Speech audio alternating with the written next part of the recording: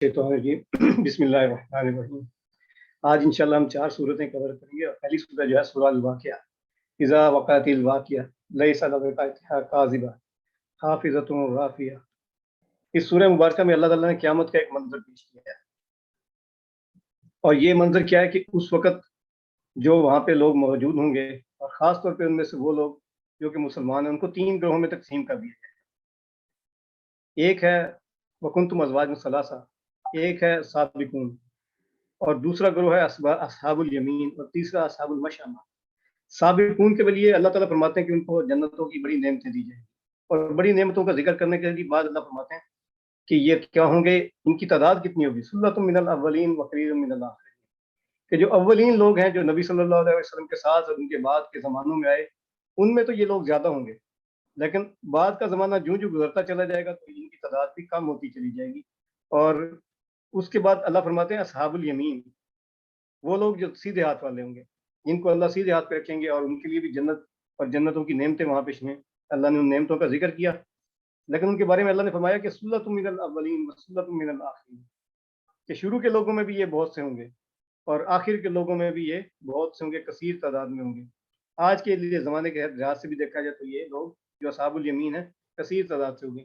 لیکن جو تیسرا گروہ ہے اصحاب المشأمہ، جو جہنم میں بھیجے جائیں گے، جو بائیں ہاتھ پہ رکھے جائیں گے، ان کے لیے یہ تو ضرور فرمایا اللہ نے کہ ان کے ساتھ جہنم میں کیا سلوک ہوگا، لیکن مزید اللہ نے ہماری ہدایت کے لیے یہ بھی بتا دیا کہ یہ کس وجہ سے جہنم میں جائیں گے۔ اس وجہ سے جہنم میں جائیں گے، انہم کانوا قبل ذالک مترفین، کہ یہ بڑے ناز و نعیم میں پلے ہوئے تھے، اور ناز و نعیم میں پلنا تو کوئی ایسا بادی النظر میں کوئی ایسی بات نظر نہیں آتی کہ جس کے لیے کہا جائے کہ اس کو جہنم میں ڈال دیا جائے گا۔ اصل وجہ جو اس کے ساتھ یہ ہے کہ یہ ناز و نعیم میں پلے تھے، اور ساتھ ہی ساتھ گناہوں کی زندگی میں یہ لپٹے ہوئے تھے، اور وکانوا یصرون علی الحنث العظیم، گناہوں پہ اصرار کرتے تھے، ان گناہوں کو لوگوں کے سامنے جو ہے پیش کرتے تھے، اور یہ ان گناہوں پہ فخر کرتے تھے، اتراتے تھے، اور سمجھتے تھے کہ یہی زندگی ہے۔ دوبارہ اٹھنے پر یقین ہی نہیں تھا، ان کو اس چیز کا احساس بھی نہیں تھا، ادراک بھی نہیں تھا، یہ مانتے نہیں تھے کہ یہ آخرت دوبارہ آئے گی، اور یہ جو اس وقت ہمیں یہ جو نعمتیں ملی ہوئی ہیں، ان نعمتوں کا ہم نے جواب دینا ہے۔ یہ اس جواب کو بالکل بھولے ہوئے تھے۔ اور رکوع نمبر 2 میں ان سے تیسری کیٹیگری کے بعد، السابقون کے بعد، اور اصحاب الیمین کے بعد، اور اصحاب المشأمہ کے بعد، اللہ تعالیٰ نے بتایا کہ جو لوگ قیامت کے دن پر، آخرت پر یقین نہیں کرتے، اور خاص طور پہ اس چیز پر یقین نہیں کرتے کہ اللہ دوبارہ اٹھانے پر قادر ہے، تو وہ کبھی اس چیز کے بارے میں سوچیں۔ اللہ نے 3 مثالیں ہمارے سامنے پیش کی۔ افرأیتم ما تمنون، کہ یہ جو پیدائش کا مرحلہ ہے، اس میں انسان کیا کرتا ہے؟ کیا انسان خود پیدا کرتا ہے؟ وہاں پہ انسان کی بس ایک معمولی سی کاوش ہوتی ہے، اس کے بعد اس کو کسی چیز کا یقین نہیں ہوتا کہ کیا ہوگا کیا نہیں ہوگا، لیکن بہرحال یہ مرحلہ طے پاتا ہے۔ اور بالفرض انسان کو چھوڑے اس وقت تمام دنیا کے اندر اربوں خربوں مخلوقات پیدا ہو رہی ہیں۔ چلو انسان تو بہرحال کسی نہ کسی حساب سے اپنی افزائش نسل کے لیے کچھ نہ کچھ کرتا رہتا ہے، لیکن جو اتنی بے تحاشا مخلوقات پیدا ہو رہی ہیں جو ہماری نظر میں بھی نہیں ہے، جو ہمارے ادراک میں بھی نہیں ہے، وہ تو کچھ بھی نہیں کر رہے ہیں۔ افرأیتم ما تمنون، تو یہ چیز جو ہے اللہ تعالیٰ ہی اس پیدائش کے مرحلے کو پورا کرتے ہیں۔ دوسری مثال اللہ نے پیش کی، افرأیتم ما تحرثون، یہ جو فصلیں پیدا ہو رہی ہیں کیا تم پیدا کر رہے ہو؟ دیکھتے نہیں کہ یہ کس طرح سے پیدا ہو رہی ہیں۔ اگین یہی بات ہے کہ اس میں بھی انسان کا کوئی خاص انپٹ نہیں ہے، سوائے اس کے کہ اس نے دانہ ڈال دیا زمین میں کسی ایک جگہ پہ، لیکن اگر جتنی فصلیں انسان پیدا کرتے ہیں اس سے زیادہ تو جنگلات اور دوسری جگہوں پہ جہاں پہ انسان کی پہنچ بھی نہیں ہے، جہاں پہ اس کو خاص فائدہ بھی نظر نہیں آتا، اور ایسی بوٹیاں اور ایسی بے تحاشا فصلیں اور جنگلات اور نباتات اللہ تعالیٰ پیدا کر رہے ہیں۔ تو یہ کون پیدا کر رہا ہے؟ یہ بھی اللہ ہی پیدا کر رہے ہیں۔ اور پھر تیسری مثال، افرأیتم النار التی تورون، یہ جو آگ جلتی ہے کیا یہ انسان جلاتا ہے؟ نہیں، یہ سبز پتوں سے آگ جو بنائی یہ بھی اللہ تعالیٰ نے بنائی۔ تو اللہ نے یہ مثالیں اس لیے انسان کو پیش کی کہ وہ ان کے اوپر غور و فکر کرے کہ جو ہستی یہ کر سکتی ہے اس کے لیے یہ کوئی مشکل نہیں ہے کہ کسی بھی انسان کو دوبارہ پیدا کر، اور خاص طور پہ کہ یہ تخلیق ایک مرتبہ اللہ تعالیٰ کر چکے۔ اور اس سورہ مبارکہ کے آخری رکوع میں اللہ تعالیٰ نے ستاروں کی قسم کھائی ہے۔ یہ رکوع خاص کر قرآن مجید کی عظمت کے لیے ہے۔ فلا اقسم بمواقع النجوم وَإِنَّهُ لَقَسَمٌ لَوْ تَعْلَمُونَ عظیم کہ اللہ فرماتے ہیں اللہ نے قسم کھائی ستاروں کی اور کہا کہ یہ اگر تمہیں علم ہو تو یہ بہت بڑی قسم ہے. اور حقیقت دیکھیں تو اس وقت انسان کو اس چیز کا بالکل ہی ادراک نہیں تھا کہ ستاروں کی قسم کیا ہے. بہت حد تک بڑے زمانوں تک انسان یہ سمجھتا رہا کہ ستارے بہت چھوٹے ہوتے ہیں، لیکن آج ہم اس چیز کا ادراک رکھتے ہیں، آج ہمیں اس چیز کا احساس ہے، اس چیز کا علم ہے. یہ زمین جو کہ صرف 6400 کلومیٹر ڈایا میٹر، یہاں کا انسان اس زمانے میں نہیں سمجھ سکتا تھا کہ جو ستارے ہیں یہ اتنے بڑے ہیں کہ ان کا جو قطر ہے، ان کا جو ڈایا میٹر ہے وہ تو لائٹ ایئرس کے اوپر بھی آتا ہے. اتنے بڑے ستارے اللہ نے ان کی قسم کھائی. اور کس وجہ سے کہ اتنی بڑی چیز ہے اور جس کی قسم کھائی جا رہی ہے اس قرآن مجید کی، انہ لقرآن کریم. یہ قرآن جو ہے کریم ہے، فی کتاب مکنون، اور اس کو انتہائی محفوظ کتاب میں اللہ نے رکھا. لا یمسہ الا المطہرون، اور اس کو مطہرین چھوتے ہیں، وہ فرشتے جو مطہرین ہیں انہی کی اس تک ایکسیس ہے. تنزیل من رب العالمین. اور یہ وہاں سے جب نازل کیا جاتا ہے نبی صلی اللہ علیہ وسلم کی طرف تو یہ رب العالمین کی نگرانی میں نازل کیا جاتا ہے. تو یہ اس قرآن مجید کی عظمت ہے جس سے کہ ہم نابلد ہو رہے ہیں. اور اگلی آیت مبارکہ انفارچونیٹلی ہم پہ مصدق ہوتی ہے. افا بہذا الحدیث انتم مدہنون، اب تم اس کتاب سے مداہنت کرو گے، اس سے منہ مڑو گے. اور اس وقت دیکھ لیں کہ مداہنت کی صورتحال کیا ہے. قرآن مجید تو موجود ہے لیکن اس کو پڑھنے والے موجود نہیں. یہی مداہنت ہے. اس وقت کہ جب یہ نازل ہو رہا تھا تو اس کو سمجھنے والے موجود نہیں تھے، اس کی مخالفت کرنے والے لوگ تھے. لیکن آج اس کی مخالفت ایک دوسرے طریقے سے ہو رہی ہے. وہ طریقہ کیا ہے کہ اس کو پڑھا نہیں جا رہا، اس کو سمجھا نہیں جا رہا. اس وقت بھی میں دیکھ رہا ہوں میرے سامنے صرف 46 لوگ ہیں جو کہ کم از کم 500 ہونے چاہیے تھے. تو مداہنت یہی ہے اور کسی طریقے سے مداہنت نہیں ہے کہ مسلمان آج کر رہے ہیں. ان ھذا لہو الحق الیقین فسبح باسم ربک العظیم. اور آخری آیات مبارکہ میں اللہ نے فرمایا کہ یہ سارا کچھ اس لیے بیان کیا ہے، یہ قیامت کا منظر اس لیے پیش کیا کہ اس وقت یہ لوگ 3 کیٹیگریز میں تقسیم کیے جائیں گے. اور یہ قرآن کی قسم اس لیے کھائی گئی ہے اور آپ کو یہ مثالیں اس لیے دی گئی. یہ ساری کی ساری حق ہیں.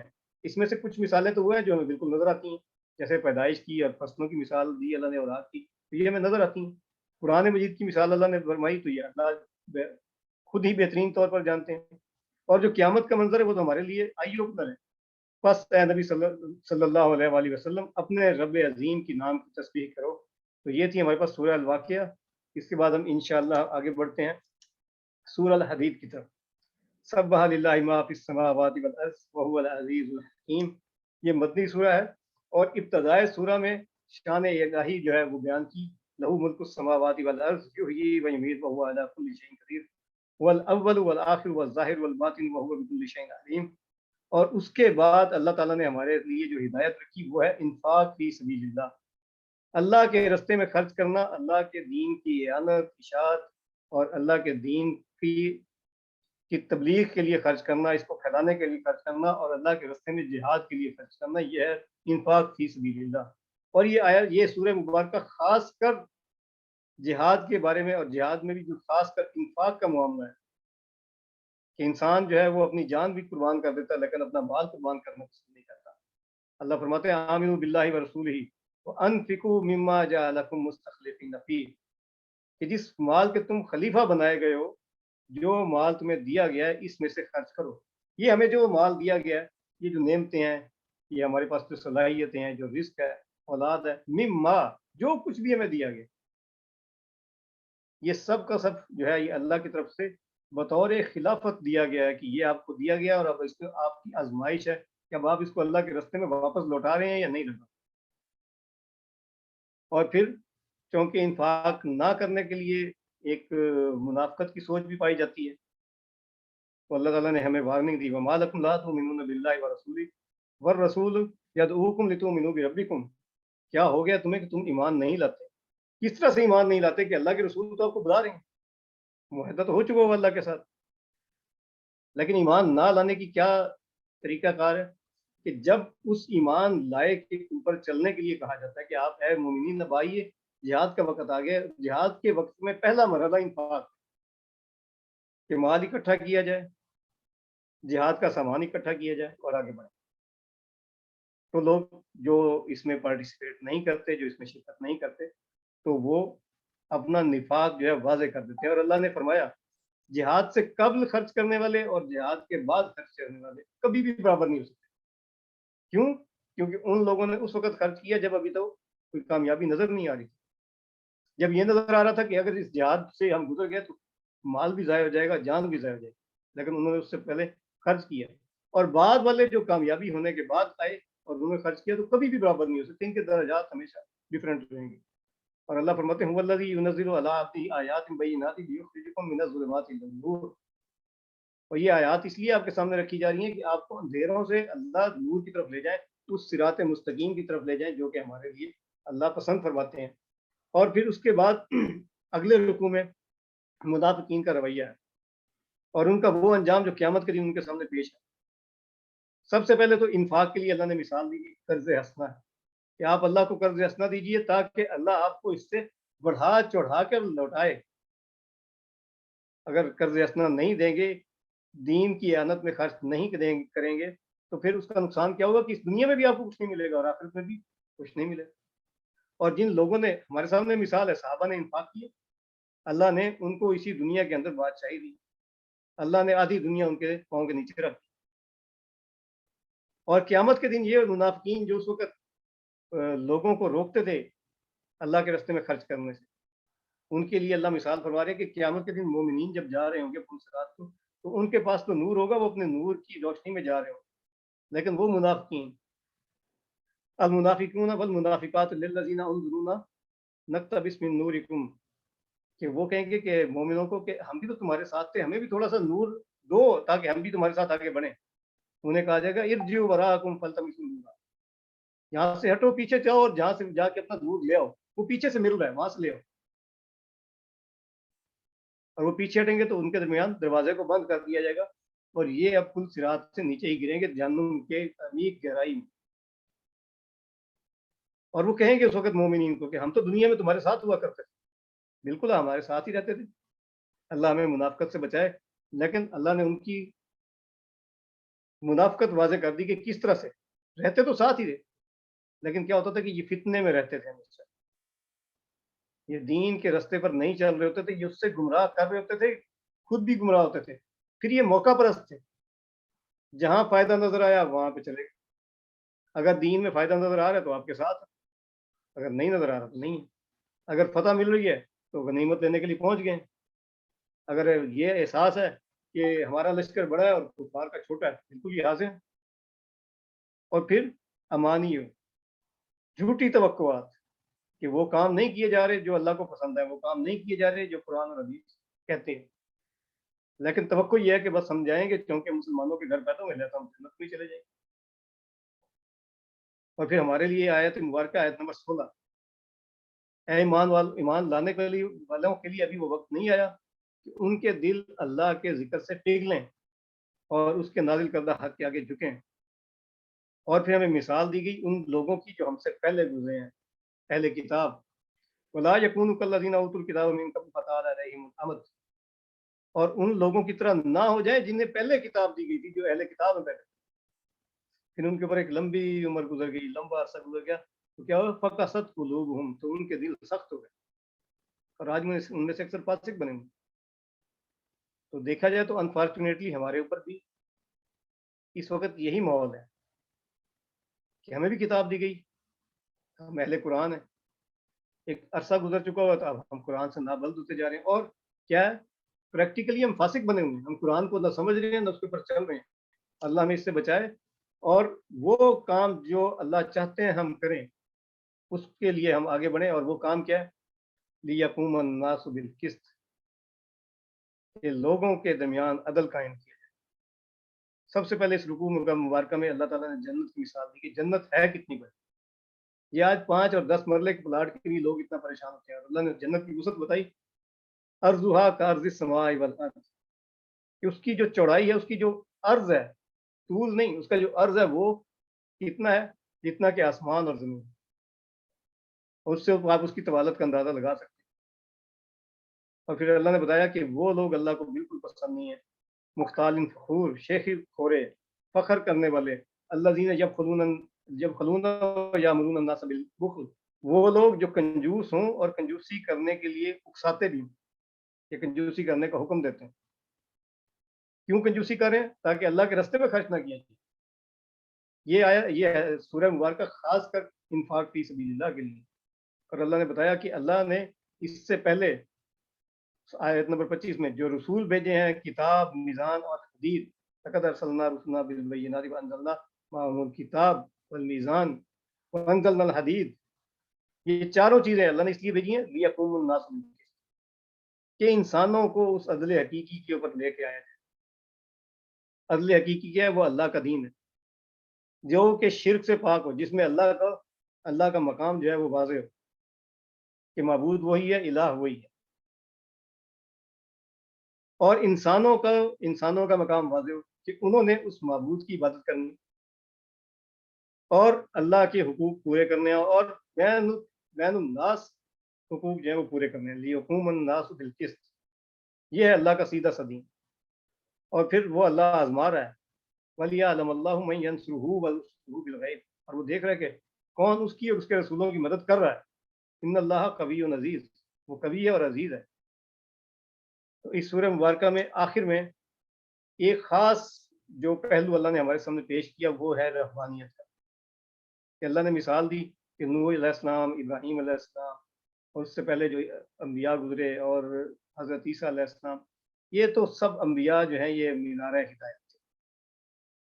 لوگوں نے ان کو دیکھا اور ان کو صحیح طریقے سے نہیں سمجھا اور خود سے ایک رہبانیت اختیار کر. کوئی جنگلوں میں چلے گئے، کوئی پہاڑوں پہ چلے گئے، اور جس کو آج ہم جدید دور میں شاید پیری فقیری کا نام دیتے ہیں، واللہ عالم، اس کو بہرحال اللہ نے رہبانیت کا نام دیا کہ بالکل الگ ہو گیا، لیکن رہبانیت اختیار کرنے کے بعد اس پہ چل نہیں سکے.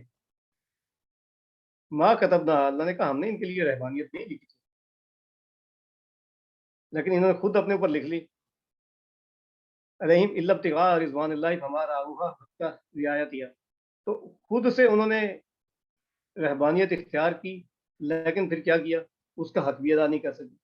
تو اللہ نے ہمیں رہبانیت کے لیے بنایا ہی نہیں ہے. اللہ نے ہمیں مسلمان بنایا ہی اس لیے ہے کہ ہم لوگوں کے اندر جائیں اور وہاں پہ امر بالمعروف اور نہی عن المنکر کا کام کریں. اور اگر ہم ہی الگ تھلگ ہو کر پہاڑوں میں، جنگلوں میں جا کے بیٹھ گئے تو اللہ کا دین لوگوں کو بتائے گا کون؟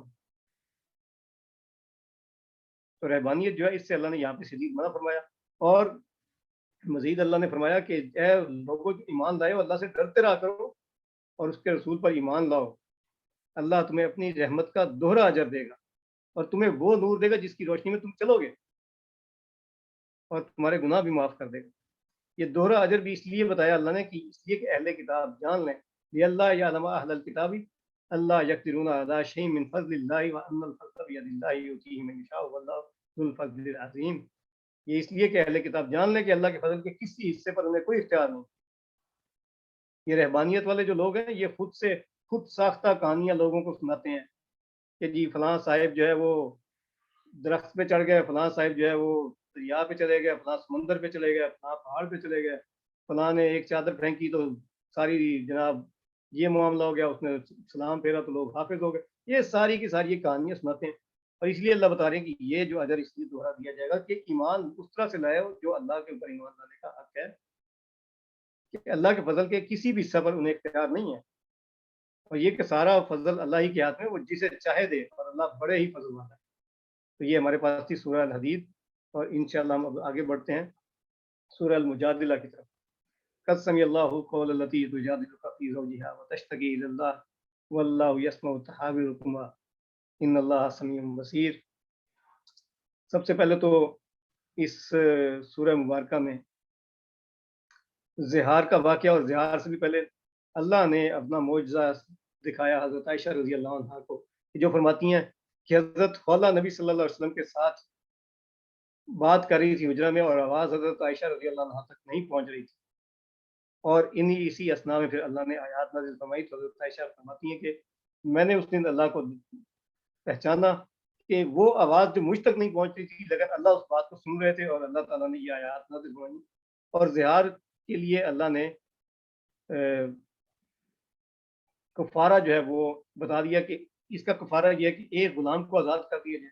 اگر کوئی شخص غلام کو آزاد نہیں کر سکتا تو مسلسل 2 مہینے کے روزے رکھے اور اس میں کوئی وقفہ نہ ہو. اگر یہ اس کی بھی قدرت نہیں رکھتا تو کم از کم پھر 60 مسکینوں کو کھانا کھلا دے.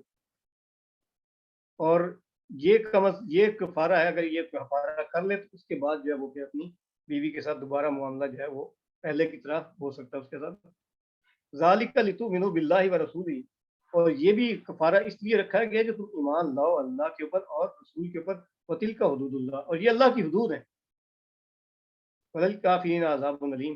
اور جو ان حدود کو نہیں مانتے ان کے لیے دردناک عذاب ہے. ان الذین یحادون اللہ ورسولہ کبتوا کما کبت الذین من قبلہم. جو لوگ اللہ اور اس کے رسول کی مخالفت کرتے ہیں وہ اسی طرح ذلیل و خوار کر دیے جائیں گے جس طرح سے پہلے کے لوگ ذلیل و خوار کیے جاتے ہیں. تو یہ قرآن مجید میں جو حدود اللہ ہیں اور قرآن میں جو حدود اللہ ہیں وہ زہار کے ریفرنس سے ہے, وہ زنا کے ریفرنس سے ہے, وہ حج میں آئی ہیں, وہ وراثت میں آئی ہیں. اور اس کے علاوہ باقی حدود اللہ وہ جو کہ حدیث میں ہمارے سامنے واضح ہوتی ہیں. یہ تمام کی تمام حدود اللہ جو ہے ان کی پیروی کرنا, ان کا خیال رکھنا ہم لوگوں کے اوپر بالکل فرض عین ہے. اور اس لیے اللہ نے کہا ان الذین یحادون اللہ ورسولہ. جو اس کی حدود کی مخالفت کرتے ہیں وہ ذلیل ہو جائیں گے. اور آج ہمارے ضلالت کی ایک بڑی وجہ یہی ہے کہ ہمیں حدود اللہ کی پہچان ہی نہیں چاہیے جائے کہ ہم اس پر عمل کریں. اور اس کے بعد اسی سورہ مبارکہ میں اللہ نے منافقین کا ایک معاملہ جو ہے نبی صلی اللہ علیہ وسلم کے سامنے پیش کیا. اور وہ سب سرگوشیاں کرنا, ایسی سرگوشیاں کرنا جو کہ دین کے اور رسول صلی اللہ علیہ وسلم کے اور اللہ کے خلاف, یا نبی صلی اللہ علیہ وسلم کو ایسے انداز میں سلام کرنا کہ جو سلام نہیں ہے بلکہ توہین ہے.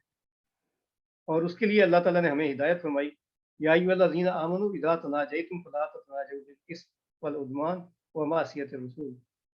کہ اول تو سرگوشیاں نہ کی جائے, اگر کرنی ہے تو خاص طور پہ گناہ اور معصیت کے کاموں میں تو بالکل نہ, لیکن اگر کرنی ہے تو پھر کیا ہو, تقویٰ کے لیے ہو.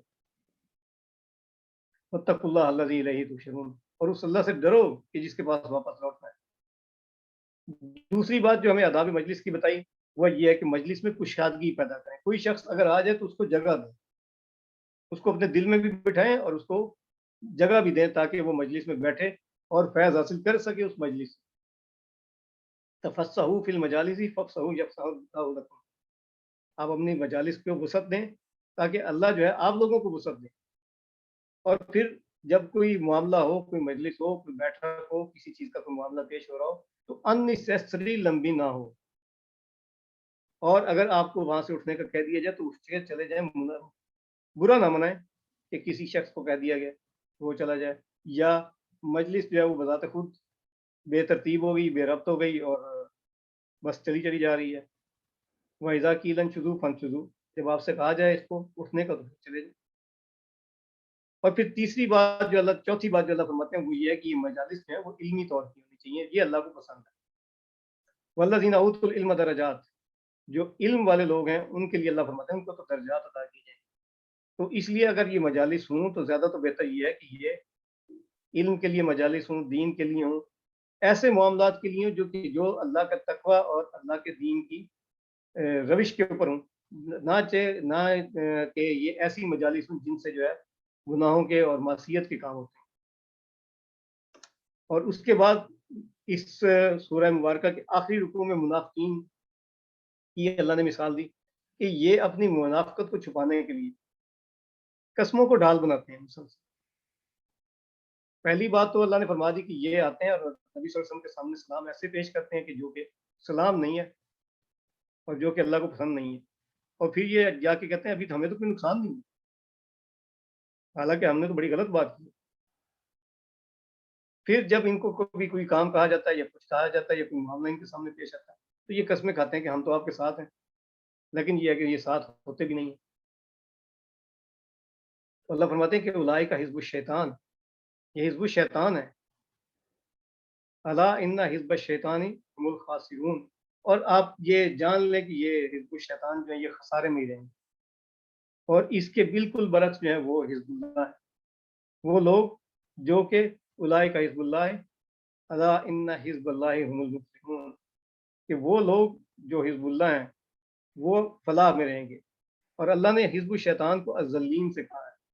کہ یہ ذلیل ہوں گے، ذلیل و خوار ہوں گے، تباہ ہو جائیں گے، لیکن ان کے برعکس وہ لوگ جو حزب اللہ ہیں وہ کبھی بھی ان لوگوں کو اپنا دوست نہیں بنائیں گے جو کہ اللہ کی مخالفت میں یا اللہ کے رسول کی مخالفت میں کھڑے ہوں گے، چاہے جائے کہ وہ ان کے بھائی ہی کیوں نہ ہو، ان کے بیٹے ہی کیوں نہ ہو، ان کے باپ ہی کیوں نہ ہو، اور ان کے قریبی رشتہ دار ہی کیوں نہ ہو، وہ اپنے ان تمام رشتوں کو ایک طرف رکھیں گے اور وہ رشتہ جو اللہ کے ساتھ ہے اس کو ایک طرف رکھیں گے، اور وہ رشتہ جو اللہ کے ساتھ ہے اس کا ترازو میں پلڑا ہمیشہ بھاری ہے، تبھی جا کے وہ مفلحون کی کیٹیگری میں ہے۔ لیکن اگر وہ لوگ ان لوگوں کے ساتھ دوستیاں رکھیں اور ان لوگوں کے ساتھ جڑے رہیں جو کہ اللہ کے دین کے خلاف ہیں، جو اللہ کے رسول کے خلاف ہیں، تو پھر وہ کبھی بھی مسلمان نہیں ہو سکتے، مومن نہیں ہو سکتے، بلکہ ان کا درجہ جو ہے منافقین کا ہے، اور اللہ تعالیٰ ہمیں منافقت سے بچائے۔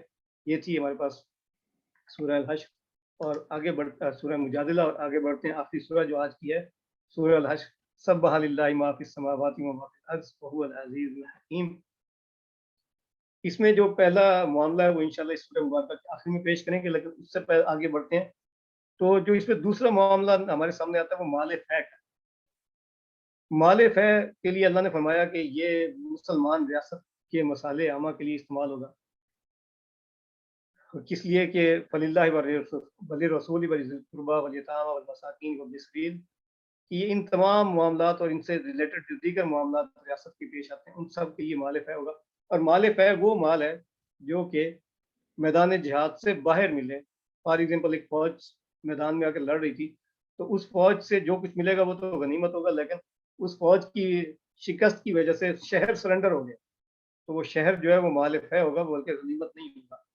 حضرت عمر رضی اللہ عنہ کے زمانے میں بھی یہ جب معاملہ پیش آیا اور کچھ صحابہ نے یہ بات کی کہ ہمیں غنیمت میں وسعت دی جائے، تو نبی حضرت عمر رضی اللہ عنہ نے قرآن سے تدبر کیا، لوگوں سے ڈسکس کیا، اور بڑا ٹائم لیا اور سوچ بچار کیا، صحابہ کو کنونس کیا اس بات کے پر کہ یہ غنیمت نہیں ہے، یہ فے ہے کا مال ہے، اور فے کا مال جو ہے وہ تمام ریاست کے لیے ہے، نہ کہ افواج کے لیے یا نہ کہ ان نمراء کے لیے جو وہاں پہ جا کے لڑ رہے ہیں۔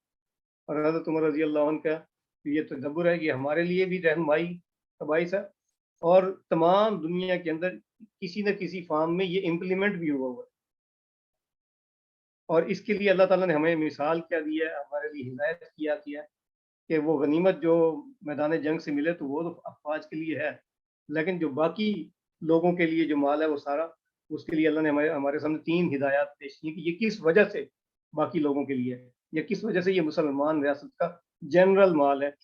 کئی لا یکون دولتم بین الاغنیاء، کہ یہ نہ ہو کہ مال جو ہے وہ تمہارے چند امیروں کے درمیان ہی اکٹھا ہوتا رہے، امیروں کے درمیان ہی سرکولیٹ ہوتا رہے، اس کی بجائے یہ غیر مرتکز ہو اور باقی لوگوں کے اندر جائے۔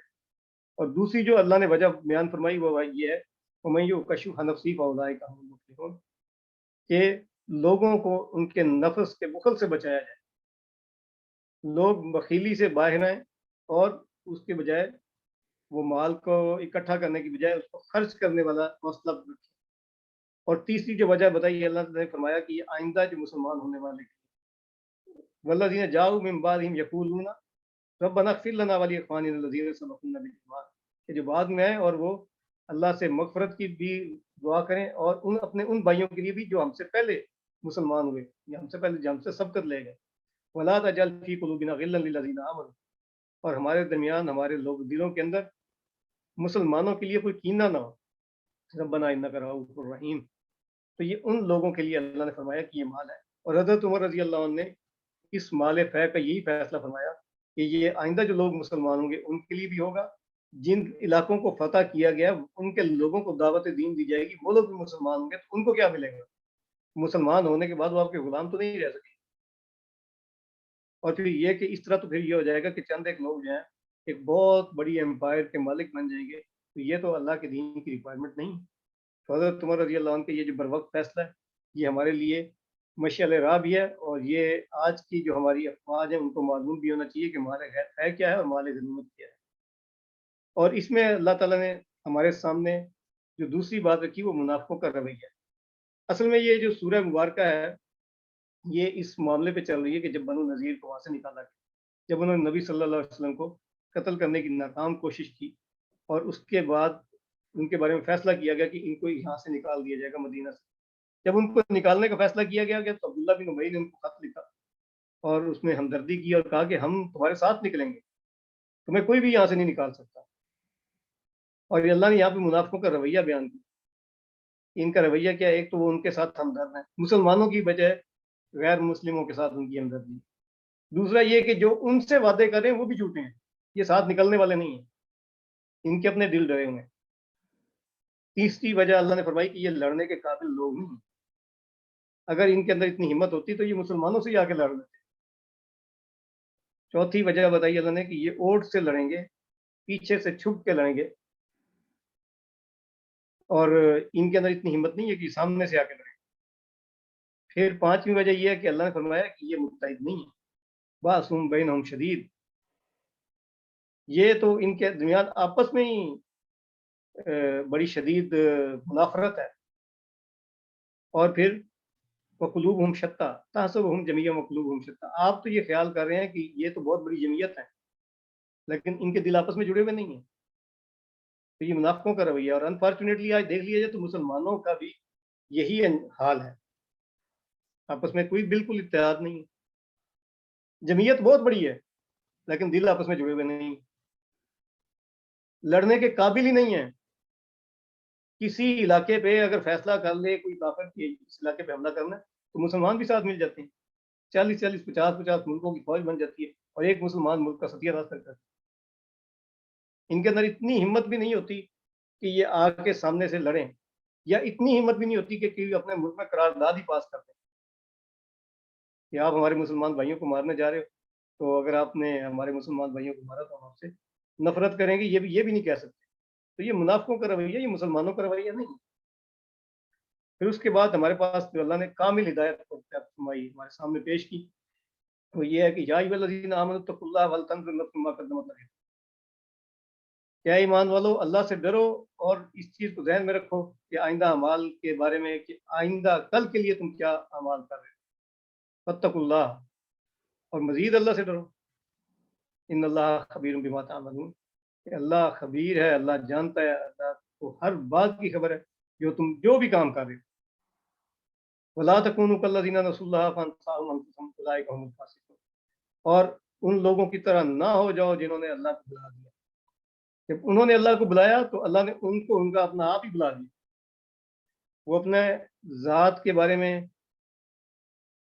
اپنی حیثیت کے بارے میں اور اللہ کے ساتھ اپنے عہد کے بارے میں ہی بھول گئے. وہ یہ ان کو اس چیز کا احساس ہی نہیں رہا کہ ہم جو کچھ کر رہے ہیں اس کو ہم کل اللہ کے سامنے کیا منہ دکھائیں گے.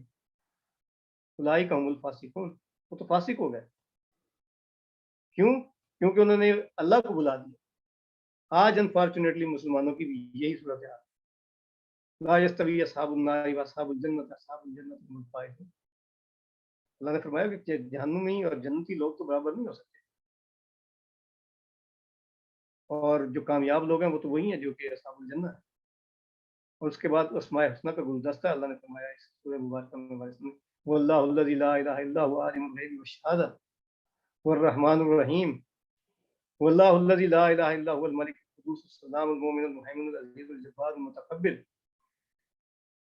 کیونکہ پیچھے جو معاملہ ہے اللہ ایک بالکل نیا معاشرہ نبی صلی اللہ علیہ وسلم کے ہاتھوں تشکیل کروا رہے ہیں. جو وہاں پہ منافقت کا رویہ تھا, جو کفر اور شرک کا رویہ تھا, اور جو اہل کتاب کا دین سے دور ہو جانا, اب وہ سب کچھ بدل رہا ہے. وہ پرانا معاشرہ جو ہے وہ تباہ ہو رہا ہے, اس کی جگہ ایک نیا معاشرہ جو کہ اللہ کا پسندیدہ اور اللہ کا کہ رسول صلی اللہ علیہ وسلم کا قائم کردہ معاشرہ ہے وہ قائم ہو رہا ہے.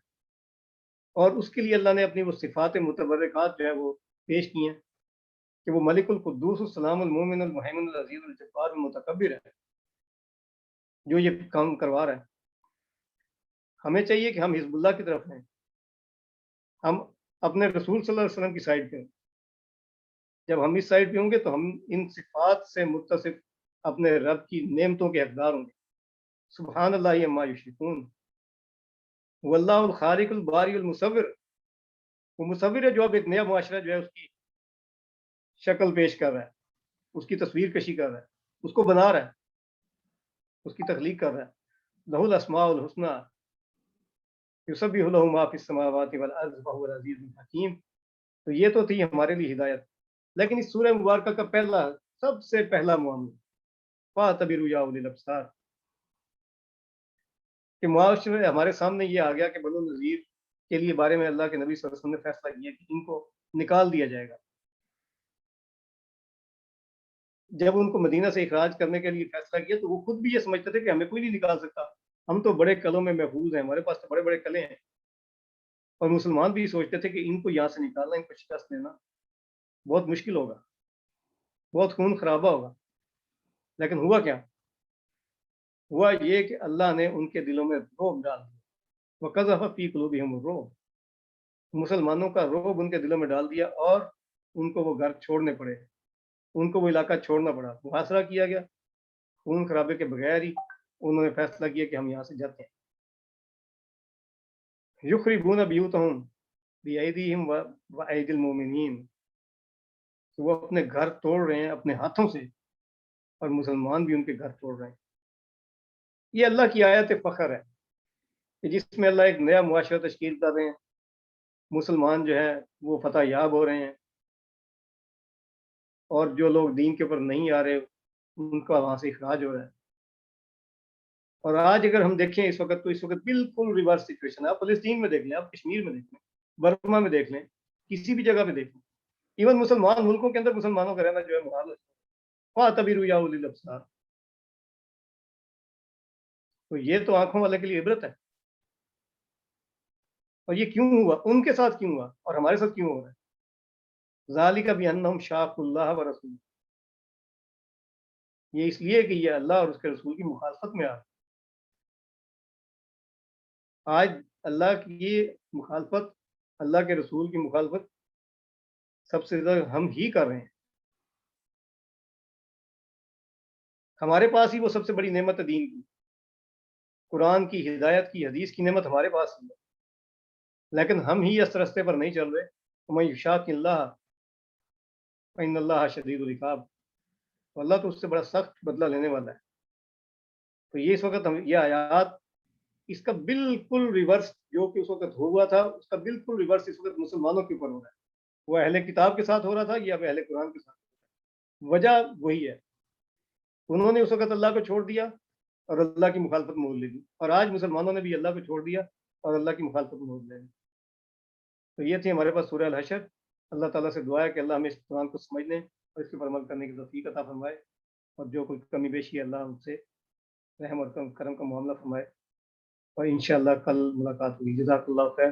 रब्बना तक़ब्बल मिन्ना इन्नका अंतस समीउल अलीम व तुब अलैना इन्नका अंतत तव्वाबुर रहीम। जज़ाकल्लाहु खैरन कसीरा। कल इंशाल्लाह शहजाद सदीकी साहब मुख्तसर तर्जुमा और तफसीर फरमाए इंशाल्लाह आपके सामने पेश करेंगे। जज़ाकल्लाह।